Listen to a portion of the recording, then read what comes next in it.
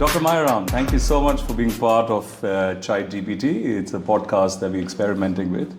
It's a completely no-holds-barred, unscripted conversation between two giant pandas, one in size, one in intellect. But the idea of this conversation is just to understand from you, somebody who's been, who's served as a typical quintessential bureaucrat, technocrats who served in the Indian government for over 30 years, understand the finer nuances of what happens in economy, in decision making within the government, and how it impacts not just Indians but the world over. But also to have a very simple conversation so that the audience actually understands what quite often we don't understand about economy and about politics, and then the sort of marriage between these two. And I think we will also then try and have a conversation beyond India and what's happening around the world today, because some of our sort of viewers are from other parts of the world, so they'd be interested in knowing how things are unpacking today with the coming in of Trump, with the coming in of the New World Order, so in the emerging New World Order, and so on and so forth. So that is what it is. It's a conversation over chai, as most of us know what chai is around the world. It's something that we as Indians relish. And so let me start, therefore, by asking you to quickly introduce yourself to us and tell us where we're sitting right now. Thank you very much, Rajat. It's a pleasure to be here with you and also to be here with you in this beautiful Haveli. This is Haveli Anirudh in Bagru near Jaipur in India, and it is a house of memories. So we find a refuge here from all the different disturbances that, as you will see as we go in our conversations, happening in India and around the world. So it's like a haven of peace and tranquility, and so I would also like to welcome you here. I hope you enjoy every bit of being here, as we always do. Thank you so much. I assure you I will enjoy. Dr. Mayaram, so you've got a background in economics, you've got a background in governance, you've authored a few books, you've done your PhD in public policy, leaning towards economy of the country and global economics as such. I'm thinking it would be very interesting for the audience to sort of understand, we've had in the last 10, 15 years, we've had quite a few conversations around India post-independence, the emergence of a new nation, our comparisons with our neighbor that was born at the same time as us, and how we've kind of developed and we've grown, not from a political perspective, not from a social perspective. I know they are kind of interlinked, but mostly from an economic perspective. We've had numerous conversations around, the politics should have been in a certain way, civil, liberty should have been in a certain way, reform should have been done keeping certain things in mind, but we've not really had conversations around the economy, around the economy lens, so to speak. So 1947, where were we in terms of the state of affairs in this country? And what do you think over the next 10 to 15 years, what really happened that positioned us, or that became the framework of where we are right now? That's a very interesting question, and I think why we have conversations which always seem truncated on account of the fact that grasping the enormity of what Indian experiment has been is an extremely complex and difficult task. If you see what Second World War, end of Second World War did, was also the end of colonialism and imperialism. And a very large number of countries which were under colonial rule became independent. From between 1947 to say 1960, you would see a spate of countries becoming independent in Asia and in Africa. There is not one example, not one, in this entire decolonized world where a country became independent and at the outset became democratic and has remained democratic in the last 75 years or so. Every country has gone through some kind of, including Singapore, some kind of authoritarian rule of different kinds. It could be a one-party system, it could be a strongman democracy. But the kind of democracy we have, which is actually a liberal Westminster type of democracy, there is no other example. Now, what does that actually, what is the implication of that? The implication of that is that in 1947, when we became independent, the country was partitioned. Partitioned on grounds of religion. This whole two-nation theory, which has been debunked again and again, but that was the basis of having two nations in this of India, which was largely driven by British interests, because they were very keen to have a foothold in this region, especially to counter Russia and when Soviet Union at that time. And when India refused, right from the beginning, Jawaharlal Nehru had announced we'll have a socialist pattern of government and we will be non-aligned and democratic and so on. It was very clear to the powers which were going to demit office in India or leave India at that time that India will not act as a puppet. Whereas if you see Jinnah's utterances at that point of time, he clearly said, we will be the outpost of democracies against communism and so on. And he was willing to get into any formation, which they did. CENTO was one where they joined the American side against Soviet Union. So they were very clear in their mind. And for the Americans, later, but first for UK and the other imperial powers, Western powers, it was very clear that Pakistan could be used as the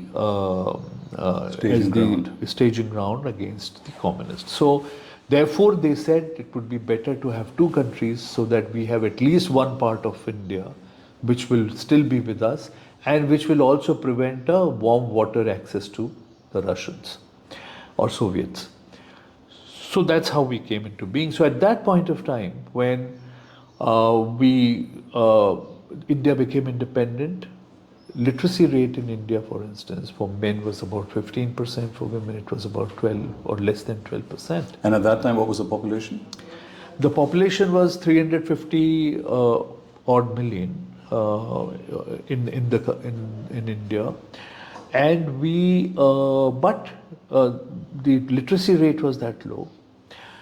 Almost 90% of Indians were in rural areas and dependent on agriculture and allied activities, were earning pittance.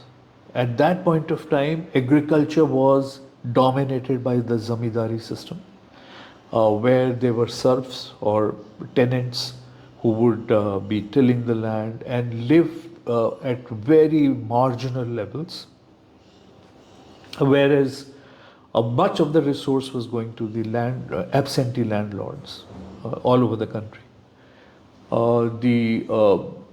India was impoverished because much of the wealth had been taken away from India. Looted by the British. But more interestingly, I'll give you an example of where our infrastructure, for instance, was. In 1947, in the entire Rajasthan, the state Rajasthan, which was then not Rajasthan but different principalities, the total production of electricity was 3 megawatts. And if you were to sort of draw comparisons today, 3 megawatt would be used maybe by one industry today? 3 megawatts would be, this Haveli uses about 60 kilowatts. So that gives you perspective. Give you a perspective of how much it was. So there was no electricity. There were no roads. The means of communication were very poor. There were no telephones available in most parts of the country. You can imagine, and we had almost 10 million people who went on both sides as refugees. So settling those refugees in a very highly communally charged atmosphere. In a country which had how many dialects? Recognized languages at that time were more than 17. Every state had a different language. Aspiration around languages was different.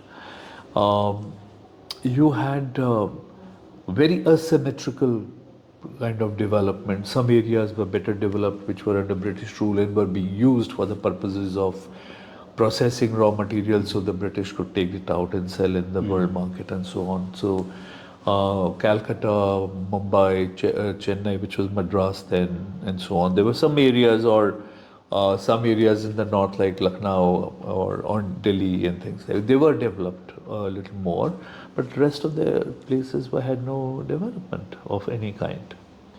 Now from there, so we started there.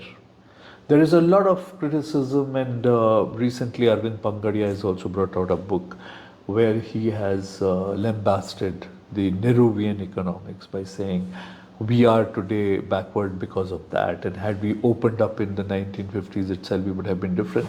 I think it is a book written with very little hindsight. It is like... just for our understanding, so therefore is it fair to assume that when we were born, the economy was literally at scratch? Below the scratch. Below the scratch. So below scratch.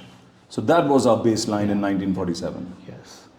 And therefore the whole idea of planned economy, because our resources are few, therefore if we need to achieve something, we need to then use those scarce resources in a particular way to reach where you want to reach. Now, because the resources are not adequate, obviously the pace will be slower. But there is a direction in which you're moving. And this is something that we have seen has happened in India today. If we are able to produce almost everything, from aeroplanes to even ships, even warships we produce in this country. We are producing automobiles, anything that steel, the basic core industries are here. Power plants are produced here by BHEL and so on. These are all products of the investment that was done in the 50s. The heavy industry investments. Very heavy industries. Now, there is this criticism that it was too much public sector oriented. But the question was the private sector wasn't strong enough to invest this kind of money. So what did other countries do? The other countries opened it up to multinationals. And what did the multinationals do? Squeeze them They up came, not just that, but they came and subverted their political system. So you can see the kind of interference that the American corporations have done in Latin America. I mean, country after country, their elected governments were overthrown because they were not convenient. It's a classic example of American telecom companies interfering in places like Chile, all these countries. Pakistan as well. Pakistan is another classic example of the same. So there was no other way, because they had the technology and they had the money. And so either you had to do it the hard way, do it yourself, or you had to allow them to come. Now, most people today look back and say, what was wrong with foreign investment? And today, look, we have foreign investment and they can't do anything. Today, we are able to manage. We can today open. In fact, I was one of the persons when, as finance secretary, I made a report on opening up the economy for the foreign direct investment. My view was today we can open everything to them. Why? Because you had a foundation. Not just that, but our regulatory framework is now robust. Our competition commission can easily look at market dominance, for instance, by any industry or any group of industries. Now, though institutions are strong, we have been able to build institutions. Our judicial system is very strong, so they can they can step in. Our other regulations, if you look at the market, I mean the capital market, the Security Exchanges Board of India, or the monetary regulator like Reserve Bank of India, is one of the finest in the world today. And that this all is now a product of the 50s, thinking 60s, in the 50s, 60s. 70s, and so on. Now, we have incrementally changed, which has been slow, but it has been sure-footed And steady. and steady. Now, we have made mistakes. I will not say that we haven't made mistakes. Like what? For instance, once this, investing through public sector in heavy industries was a very important thing. But over a period of time, then it became a part of political patronage. For instance, Hindustan Machine Tools making watches, or Scooters India Limited, which was a public sector making scooters. This was not required, because these were not industries where you had to worry too much. So you could have allowed private sector to do this and public sector. But we had a mixed economy, so we didn't stop the private sector from coming in. But we were conservative. But we were frittering away part of our resources in producing these kind of things, public resources, which could have gone in something else. So to that extent, we made mistakes. But then, what is important for us to remember is that we have never run an economy. We run a political economy. Because democracy is foundational. So in democracy, it is necessarily consensus building. And then there is also a negotiation between interests. And in that negotiation between interests, it's not always the best solution that will come, but the optimum solution which will come, which is acceptable to all. But in the 50s, we also did something other than industrialization that I spoke of, land reforms.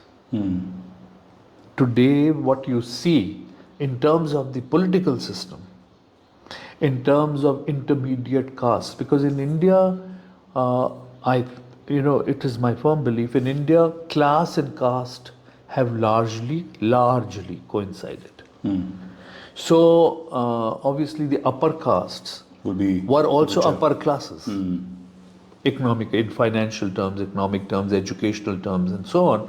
And the ones which were considered to be lower castes were also economically weaker. So the class and caste have coincided in India. And on that account, the landholders were, for instance, were always upper caste. But the laborers were always intermediate or lower castes. So when Government of India went, in fact, the first few amendments to the Constitution were on account of the fact that the fundamental right to property had to be because you had to put restrictions, and therefore the Constitution was amended, and all the land which the zamindars, absentee zamindars, was given to the tillers. Once again, in a democratic country like India, it was not perfectly done. There were loopholes, there may have been problems. But if you look at a macro picture, this was a major revolutionary act, which the Russians did through a bloody revolution. Which till date doesn't exist, if I'm correct, in Pakistan. Pakistan has no. So one of the problems of Pakistan's economy is this.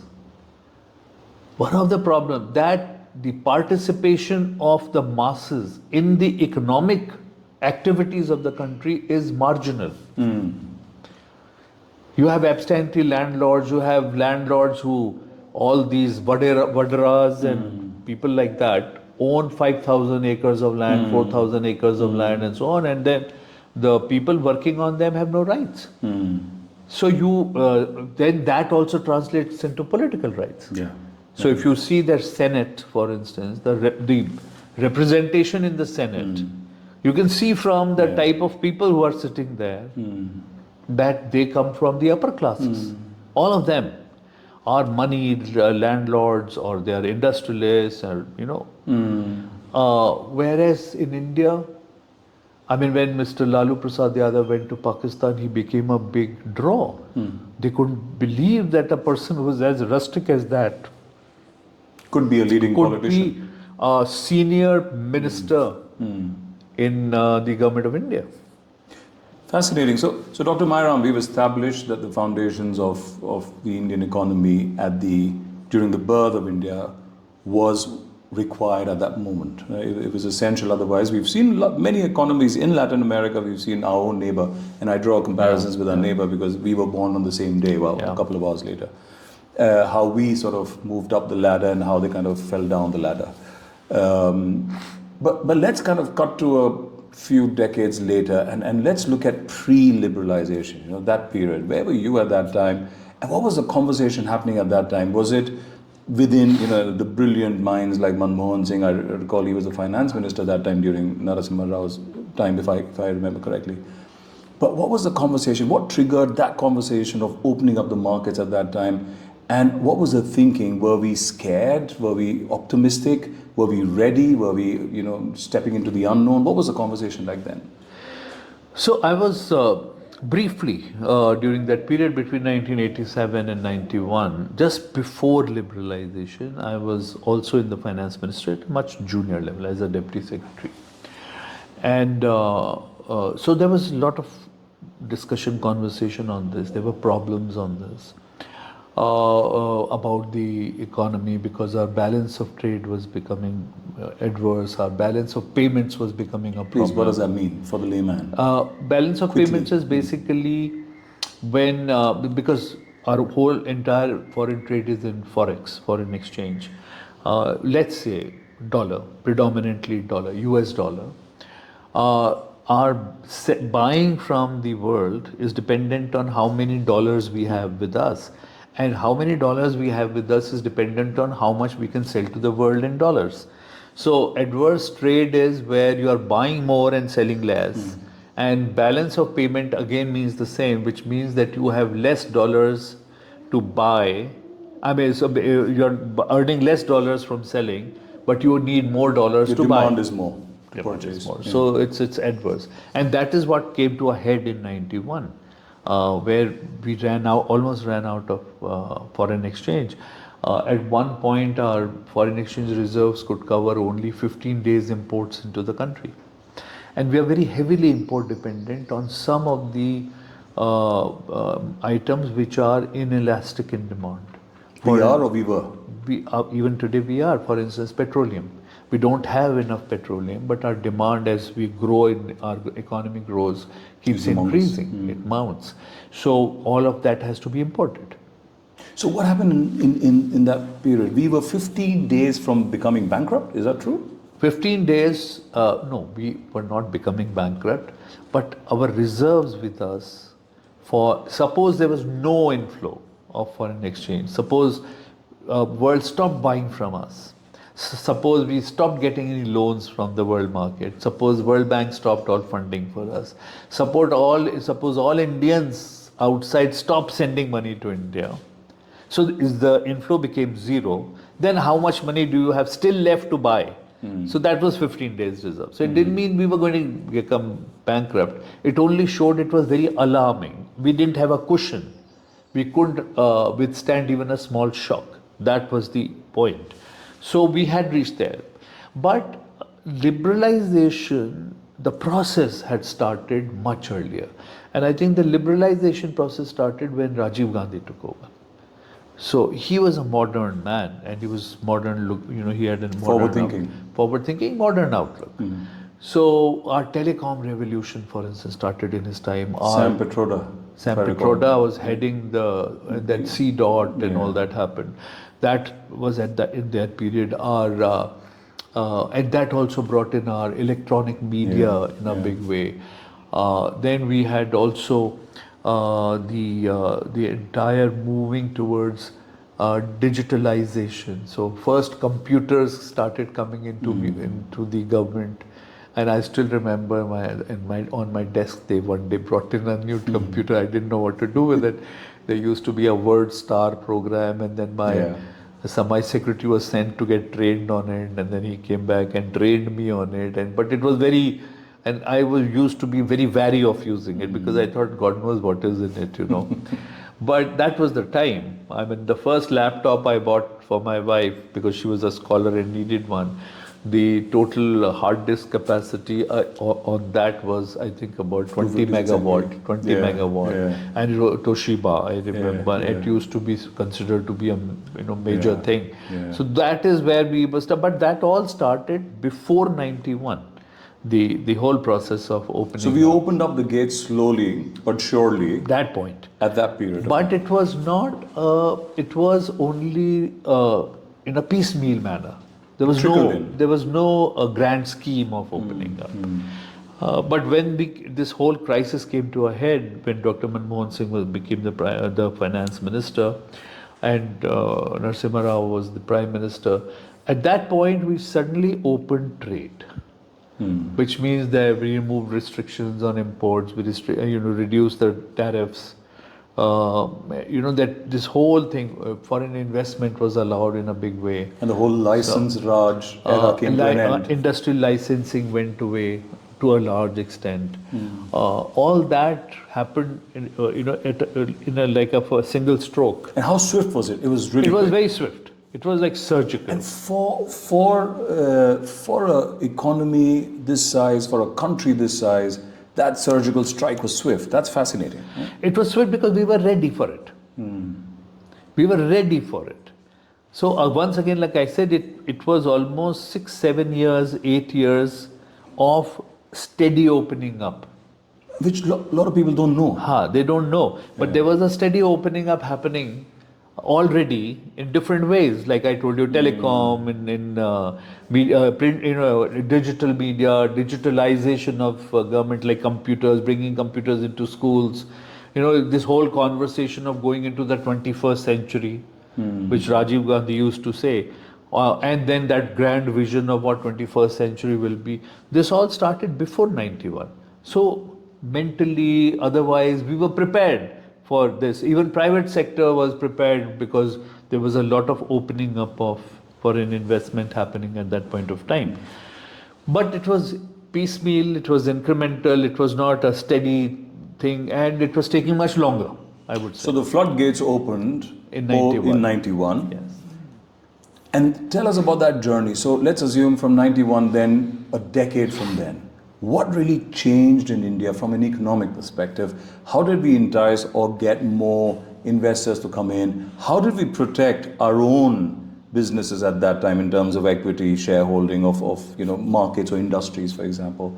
Was that also well thought through? Were we conservative or were we aggressive? No, that time we were not protecting much. After 91, that protection went. But if I recall, even for example, if I was a foreign investor, I wanted to come into India, I could only have an equity share of, let's say, 30% or 40% in certain industries. In certain industries, only 49% maximum. The Indian company counterpart would still have 51%. Or was that not the case? It was true. That was the case, but not in all areas. So most of consumer items and others had been opened up. 100% investment. Yeah, there was no issue with that. Only protection was, for instance, very large number of industries which were categorized as reserved for MSME, medium, small micro kind of enterprises, which was a big list. In 91, 92, the list ran into about 800 such items. So it was a large list where you had this protection, but you also had. The other areas were core industries where we were conservative in opening up, which I think to an extent was necessary because you didn't want complete disruption. And the Indian industry had to get used to competition. But the reverse was also true. See, Government of India would open this up, but India even today is not an easy place to do business because of there are different states, different regulations, and then the entrenched bureaucracy into the economic activity is pretty strong. Our intolerance of failure, for instance, I'm talking of public, I'm talking of media also, intolerance of failure, which makes the bureaucracy extremely conservative and status quoist. Because if you push the boundaries and make a mistake, you are never spared. So nobody wants to do that. So that's why it's a little difficult. So initially, the foreign investors also wanted to enter test waters and work with Indian industry in joint venture collaboration, because they thought all the difficult part will be taken care of by the Indian partner, and they would then be able to take care of the business, technology, so on and so forth. So that all was there, but opening up was very slow. It was very slow, and then major areas like defense, for instance, was like a holy cow. So that is ours. Nobody touches that. Nobody touches that. In my mind, it need not have been. Why was that the thinking? Were we scared of infiltration? Were we scared of dilution? So this was not just that, but it was like this whole idea of security of the country. But it wasn't that we were producing anything. Also, I have a feeling that it also created a lot of vested interests, both in the defense services, in the bureaucracy, in the politicians. And I'm saying cutting across party lines. I'm not saying any one party, everyone. The reason is that forever, and in every government, there have been a lot of kickbacks that happen. And these kickbacks happen through agents and so on and so forth. I recall Bofors and I recall all those. Yeah, Bofors was one, Rafael was also came under this kind of a scanner and so on. So there are a lot of these allegations which go on, nothing is proved at any point of time. I mean, Bofors was not proven anywhere, and I'm sure Rafael also, in due course, may or may not happen. Yeah. But the fact is that there is this understanding that it really does grease the system a bit. But we were, for instance, we import. Every year we used to import. I mean, what I remember, we used to import equipment. Like those Tetra trucks and things, which were not the big tank, but which were not weapon systems. But yet we were not allowing them to be manufactured in India. So the question was that if you import a weapon, say from Czechoslovakia or Israel or somebody else, that manufacturing is there, you have no oversight over it. You're right. Whereas if the same Israeli company or Czech company manufactures it in India, it is under your oversight. Yes. So you can actually control it better. But it was difficult to sell this idea. But so those were heavy items, big ticket items, where you needed to do that, open up. Which we have to a great extent, we have started opening up. So this is how foreign investment came in post the liberalization phase. Certain industries that were still kept within the sort of oversight of India, whereas quite a lot of the market was opened up. How did that work in terms of bringing in the forex? How did that work over the next 10 years in increasing the scale of the economy, so to speak? Money started turning in more. The middle class, did it start growing? As a result, when we talk about purchasing, the ability of an individual or whatever that is, did that then start showing positive results? Yes, so the purchasing power of the people increased, and our middle class increased to an extent. So it's very difficult to say what really, how many are in the middle class, but generally it is a received wisdom kind of a number that we are anywhere between 350 to 400 billion may be considered as India's middle class, and the middle class is the one which has surpluses for consumption.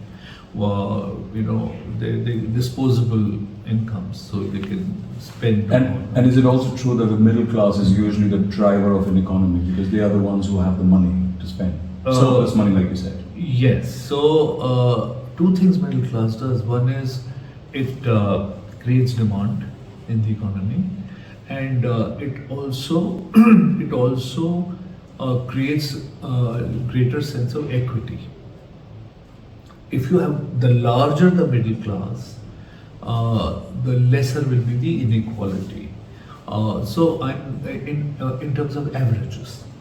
So if you look at a country in Europe, for instance, or in United States, it's not that they don't have very rich people. So you may have an Elon Musk or you can have Warren Buffett. They are multi-billionaires, and obviously the difference between them and the next class of people would be very huge. But the middle class would constitute, say, 80% of the society, which is stable and has enough surplus power to buy.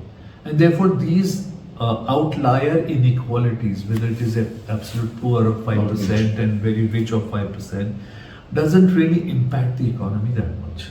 But in a country like India, inequality hurts. Because when we say our per capita income has become, say, $3,500 or $4,000 a year, what we are saying is that actually if you cut out the top 10%, then the per capita income will drop to $600 or $700 a year. So majority of what we call middle class also is on the margins. And then there is almost 1 billion Indians who are not even in this arithmetic at all. They are outside this. And unfortunately, our economy, our policy, our governance systems, everything seems to be becoming more and more oriented towards what we claim to be 350 million or 400 million people. And therefore, we are very much in the danger of falling into what we call a middle income trap. But isn't that true of any sort of journey of a country where you assume that it's the middle class that drives you, so you concentrate your markets around the middle class, and then hope with the money that you raise from it, you'll then start pushing the bulk of your population, which is still lagging behind. Isn't that the normal journey, or is there something different? No, it's not that normal as we think, for the simple reason that there are plateaus in the economy that you reach. So there would be a climb, and then there'll be a plateau, and then you have to make that extra effort to start the climb again, and then you'll again reach a plateau. So what has happened is we have plateaued out. For how many decades now? From since 1991. So I would say 30 years. So our middle class has not really grown in the last 30 Now years. it's not growing that much. It's not growing at the speed with which it should, because it should also keep pace with the population growth. If our population growth is, say, 2.2% or 2.1% or 2%, then that 2.2% is nullified anyway. So you have to be much higher than that. And because the numbers are so large, if you want to reach the next plateau, you will have to grow at least 9%, 8.5%, 9% every year. For the next... consistently for the next 10 years. So if we don't do that, we can be very happy with, say, $5 trillion economy or per capita income of $5,000 and so on, but it is not really the potential that we have. Or nor is it representative of the average person. Which China has been able to beat. So do the Chinese have a larger middle class than us? Oh yes, and absolutely. Have they been able to move the backbenchers, for want of a better word, in the economic sense, with them, along with the middle benchers, for example? Yes. So they have been able to. So what did they do differently? So it's a question of incentives that you put in the system. And that the incentives that you put in the system, today for instance in India, if you go to Delhi and you go to Lajpat Nagar and if you pick up a shirt for, say, 500 or 600 rupees, it invariably would not be Indian shirt. It would have come from Bangladesh or Vietnam or someplace like that. But you go to a Louis Philippe showroom or Zodiac showroom, a 2,500 or 3,000 rupee shirt is made in India. What does that indicate? That indicates that our private sector also is not, so we are not looking at scale, we are looking at profit.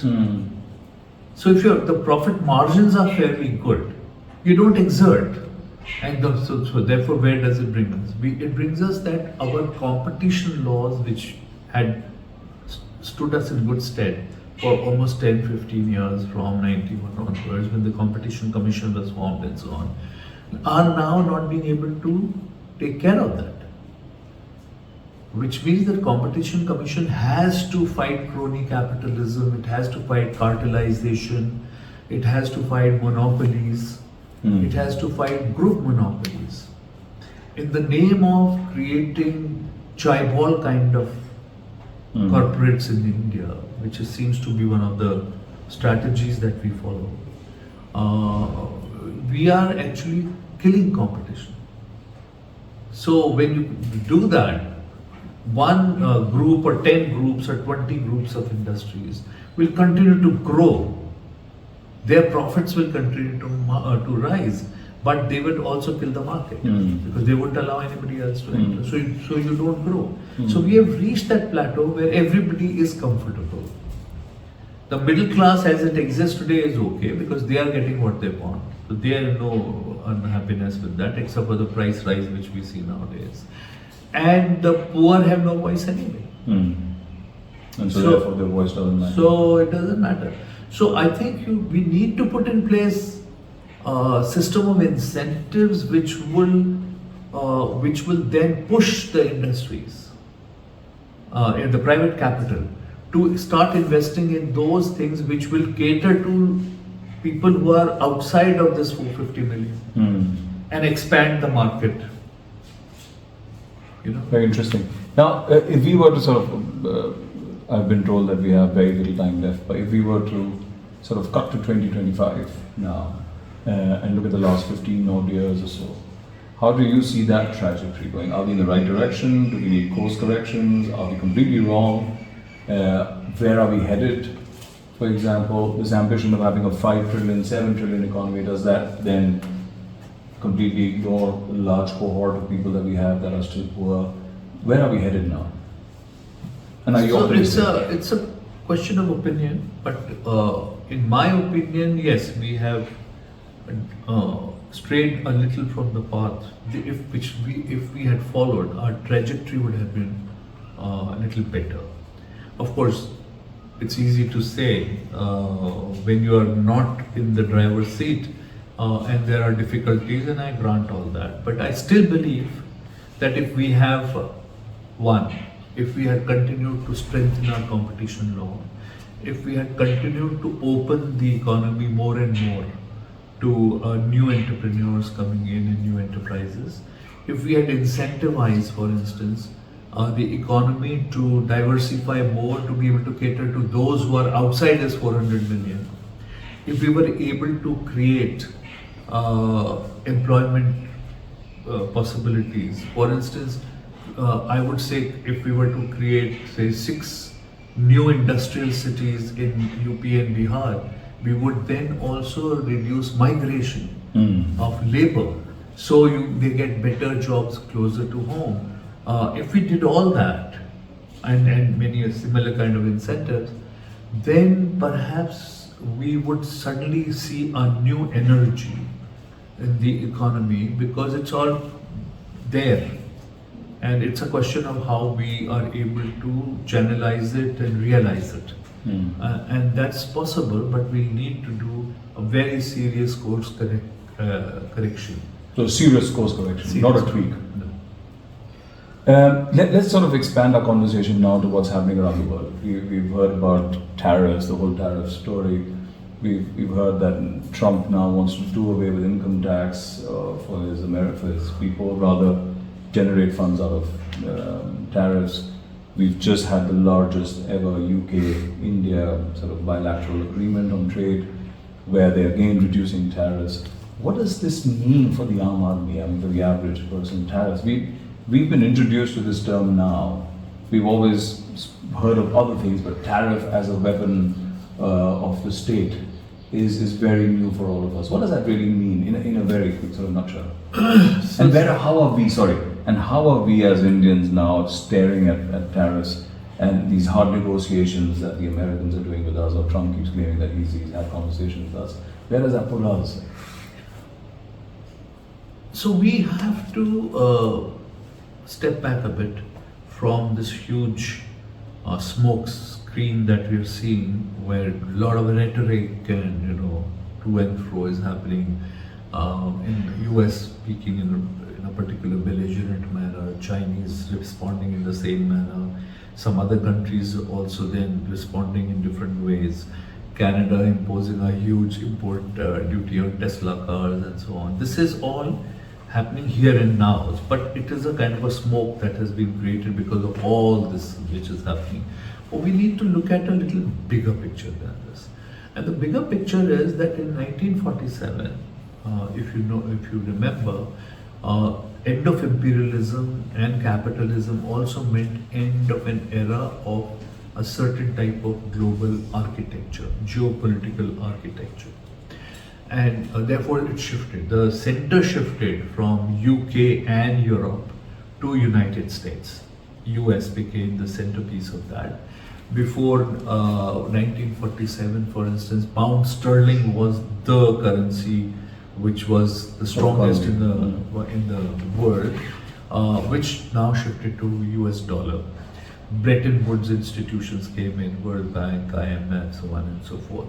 And all of them were designed to be operational on riding on the dollar.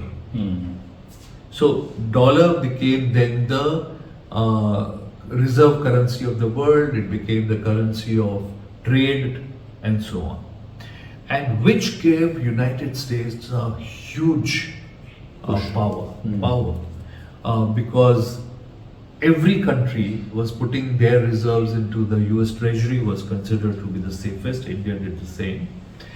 And every country was also then heavily borrowing from these institutions, World Bank, ADB types, which were dominated by US interest. So all the global economic policies were designed to serve the interest of United States and then by proxy of the other G6 countries out of the G7, who also then benefited from that because they were all aligned to the United States, and that's how from 47 till now it has worked. Now, what I think the mistake United States did now or before? In the last 30-40 years, okay, they've done is steadily, they've weaponized dollar. You mean the petrodollar upwards? Weaponization of dollar was that you will freeze accounts. Because everybody kept their foreign exchange in dollars, and you froze dollar accounts, so everybody countries had no resort to their own money, which they said is because it was against the American way of life or whatever they were saying. So that was one part of it, and the second part of it was when they would freeze the trade. For Iran, for instance, they said no settlements can be done for trade with Iran in dollars. All levy sanctions. So what do? I mean, you buy oil from Iran, but how do you pay them? Because dollar cannot be used. So this weaponization actually has resulted in the last 20 years or so, I would say, slowly countries realizing that this is not going to be working and they need to find some other way. And then other formations. So BRICS. What happens was because in the early 2000, end of the century, emerging market economies suddenly started growing very rapidly, India being one of them. We consistently grew between 2005 and 2010 at almost 9%, which was scorching pace. That these 5 countries, the first 4 and then the 5th, South Africa, came in the end. They joined together in a G7 kind of formation, and it was believed that this is going to be the bloc which was going to be some counterbalancing to that. Unfortunately, 2008 meltdown happened and the BRICS countries ran into trouble also. So it weakened a bit. But it picked up again after Trump came the first time, and now of course it is during fag end of Biden as well. Became. So this has happened. Now if you see every country like India, for instance, has almost bought more than, Reserve Bank of India has increased its gold reserve by almost 800 tons in the last 2-3 years. So what is happening is they're not putting any more their dollars in US Treasury bills, but buying gold and putting their reserves in gold. And this is happening. Brazil has done the same. South Africa is doing the same. Many countries have started doing that. As a result, and then there is also this cryptocurrency showed the way.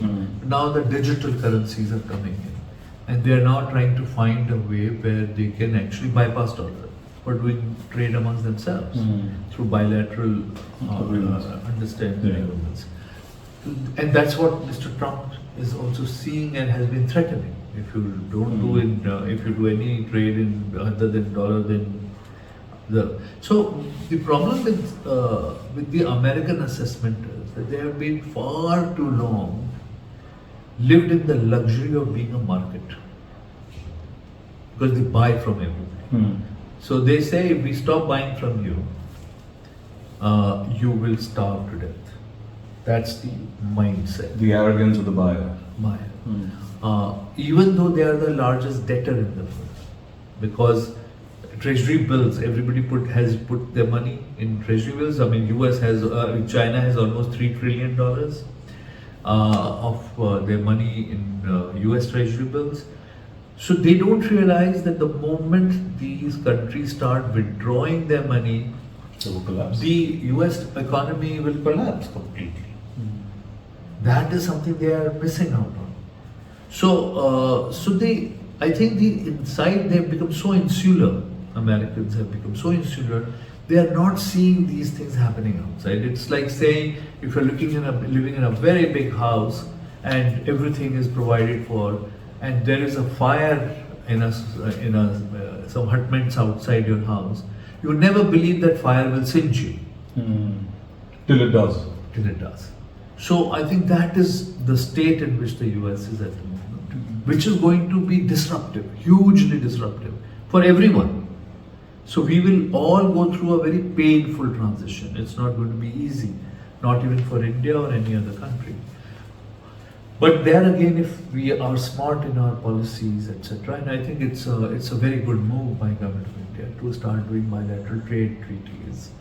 You asked this question about what happens when we lower tariffs and so on. When we lower tariffs, obviously our industries will have to become more competitive. But that transition is going to be painful again. And in the interim, how to manage the transition is going to be a big challenge, because it may lead to industry shutdown in India, and people being laid off, unemployment and so on. And that will have to be managed. But at the end of it, it is going to be very good for the Indian economy, because we would have become competitive, globally competitive in the way we produce things.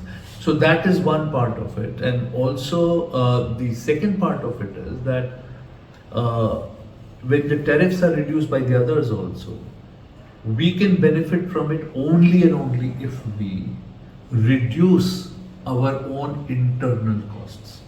And that internal cost can happen only if we do structural reforms. For instance, our power sector. Our tariff policy in power sector is completely distorting the markets. The reason is that if your cost of producing power is say 4 rupees a unit, but you want to give free power to the agriculture sector, then what you do, you don't sell to the industries at 4, but you sell them at 9 rupees. So you can cross-subsidize it. But when you're selling it at 9 rupees, that cost goes into cost of production. And it has a competition issue as far as the foreign import is concerned, because their power is not that expensive. So that cost is down. And this is true for everything. When your cost of diesel or petrol is very high, which we have even today, even though global costs are low, then transportation costs go, and that goes into cost of production. So unless we do structural reforms there, and that's a painful process, because if the government reduces the excise duty on petrol and bring that prices down, it loses a huge revenue stream. So you have to then restructure your expenditures. And how do you do that? So I think it again requires a huge amount of deft thinking. And also going back to a drawing board where you can make a macro picture of what this painful transition will be and how you will mitigate these in terms of the misery that it will cause to the common people, or So you have to have that blueprint, and it has to be a blueprint for the next 10 years. It is not today, and we must remember this will be all in the light of a tectonic shift in technology with artificial intelligence, Web3, this, that, and the other. Today, there is the imminent danger of human hands being laid redundant.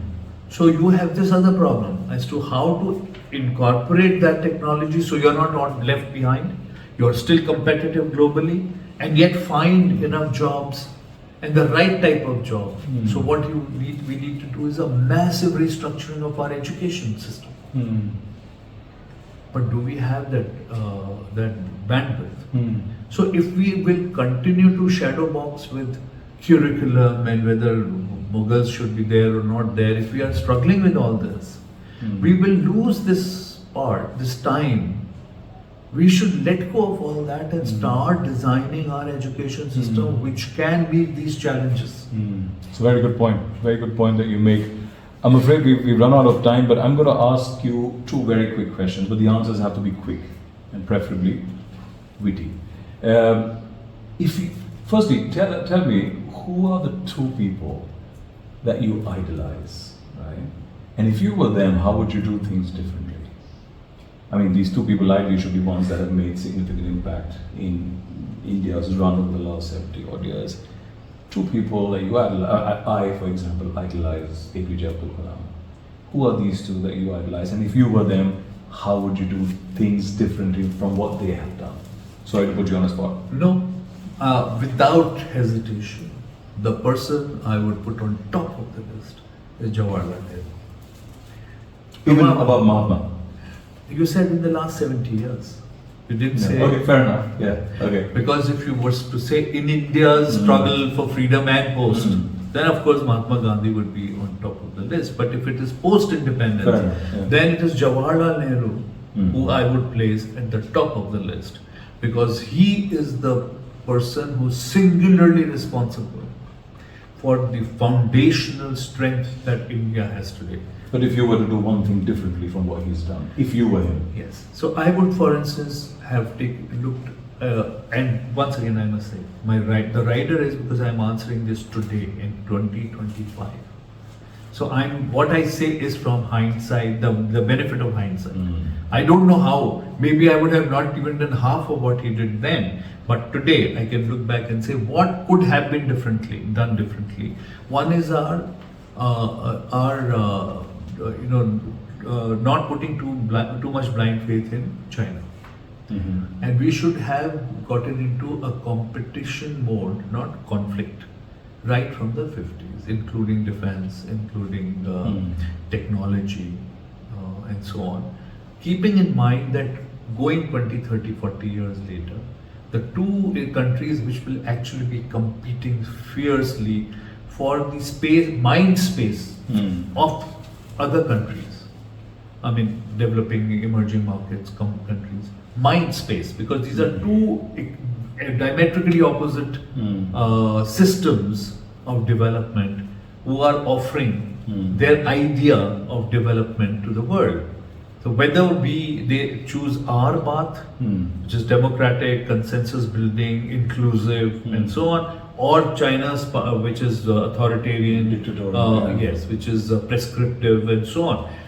Which path they should take? Today, the scale is tilted a bit in front towards China because of the eradication of poverty and so on. Most countries feel, look, we need to first take care of our existential issues, and then the grand idea of democracy, etc., come later. So that kind of thing, we should have been aware of it.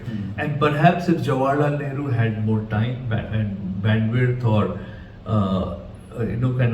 the luxury of sitting back and looking at things. Maybe he would have seen it differently. And then number two?